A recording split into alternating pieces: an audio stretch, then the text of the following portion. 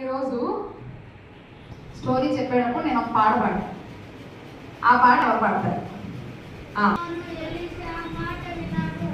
Very good.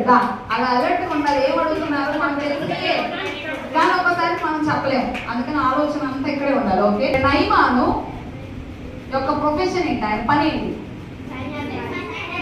సైన్యాధిపతి. ఏంటిది?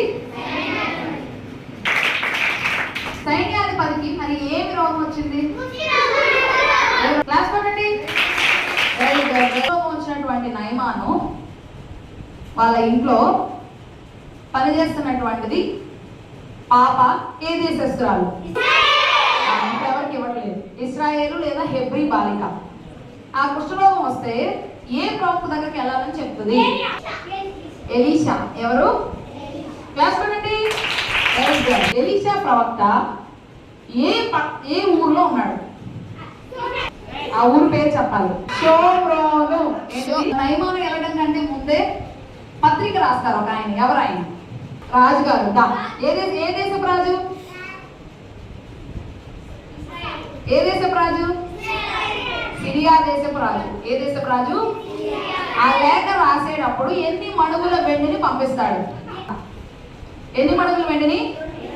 20 మణుగుల వెండిని. ఎన్ని రూపాయల బంగారాన్ని ఇస్తాడు? 1,20,000 రూపాయల బంగారాన్ని ఇస్తాడు. Very good. 1,20,000 రూపాయల బంగారాన్ని ఇస్తాడు. ఆయన వచ్చి ఎన్ని మూటల మట్టిని తీసుకెళ్తాను అంటాడు? ఎన్ని మూటలు?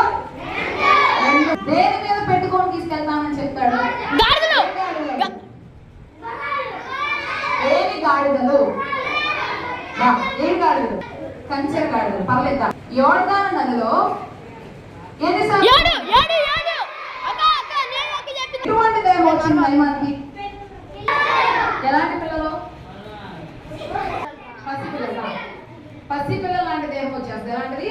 నయమాను ఏమి ఇవ్వాలనుకుంటాడు? కానుకలు ఇవ్వాలనుకుంటాడు. ఎలీషా తీసుకోలేదు, కానీ ఎవరు తీసుకోవాలనుకుంటారు? గెహజీ. Very good. ఎవరు? గెహజీ తీసుకో. ఎన్ని మణుగులు వెండి అడుగుతాడు గెహజీ? 2 మణుగులు. అది నయమాను ఎన్ని మణుగులు ఇస్తా అంటాడు? 4 మణుగుల్ని తీసుకురావడం కోసం ఎంతమంది సేవకులు వెళ్తారు? 2 సేవకులు వెళ్తారు. సో ఆ 2 సేవకులు వెళ్ళి వాడిని మోసుకొని ఎక్కడ ఆగుతారు? అక్కడ మిడిల్ దగ్గర ఉండి ఎవరు తీసుకెళ్ళి అమ్మ పెట్టుకుంటారు? గెహజీ తీసుకెళ్లి దాచుకున్నాడు అన్న విషయం ఎవరు తెలిసింది? ఎవరు? ఎలాంటి శాపాన్ని గెహజీకి ఇచ్చాడు? తరతరాలు కుష్ఠరోగం వచ్చేస్తుంది. ఏ దేవత దగ్గర నేను నమస్కారం చేయాల్సి వస్తుంది అని భయపడ్డాడు? రిమ్మోను.